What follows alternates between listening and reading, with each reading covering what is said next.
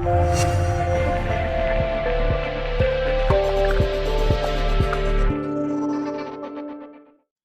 students, welcome to Swayam SHIKSHAA. Welcome to our mains Maniac series. Today we are going to take up a question from paper 3. Let's get to the question here. How globalization has led to reduction of employment in the formal sector of the Indian economy? Is increased informalization detrimental to the development of the country? Now this is the question, 200 words. Now, for such questions, first of all, there are two parts of the question. Always we have to remember that addressing each part becomes important. So one is how globalization has led to reduction in employment in the formal sector. Okay. And the second part is what is the impact of informalization, or what is the negative impact of informalization on the development of the country? This is the question here.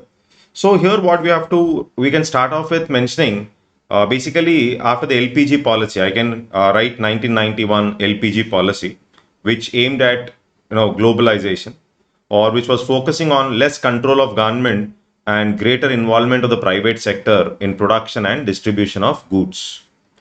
Okay, and for such questions, it is always better that we can push some data where we have these National Commission for Enterprises in Unorganized Sector. We call it as the NCUS data, which says there was an impact of globalization on informalization. That is basically the informal work has increased from 91% to 93%. So this can be a short intro where I can talk about mentioning globalization, or I can start off my introduction from the LPG reforms, 1991 LPG reforms, okay, which brought in globalization and with less control of government and greater involvement of the private sector in production and distribution of goods.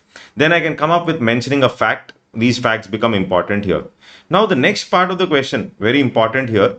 What are the reasons for informalization? How did globalization lead to informalization of economy?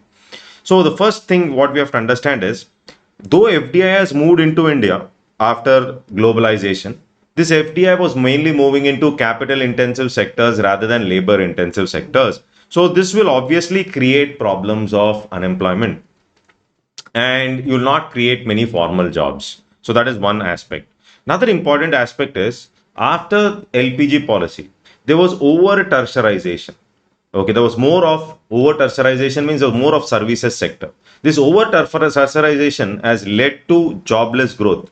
GDP was growing, but jobs were not getting created. So because of which people have to depend on agriculture or on land. Pressure on land was high. That means still major chunk of our population is dependent on agriculture, and it is informal sector. Another important aspect is, because of globalization, there was development of construction sector, that you have malls, etc. And most of the jobs in construction sector are informal in nature. That is what we have to understand. Even today, we use the word called gig economy. That is basically without social security or freelancers.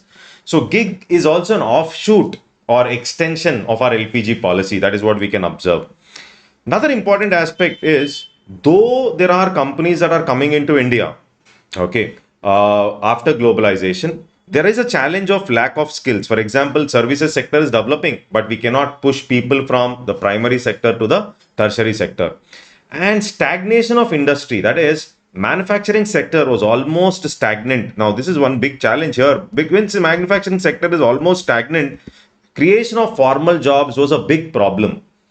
Okay, and when MNCs have moved into India, because of the competition of MNCs, most of the MSMEs, some of the MSMEs basically, they collapsed. So people who were working in these MSMEs, organized MSMEs I'm talking about, they moved out. One became chaiwala, one started selling something else now. That means this has also led to informalization. Competition from MNCs, shutting down of MSMEs has also led to informalization.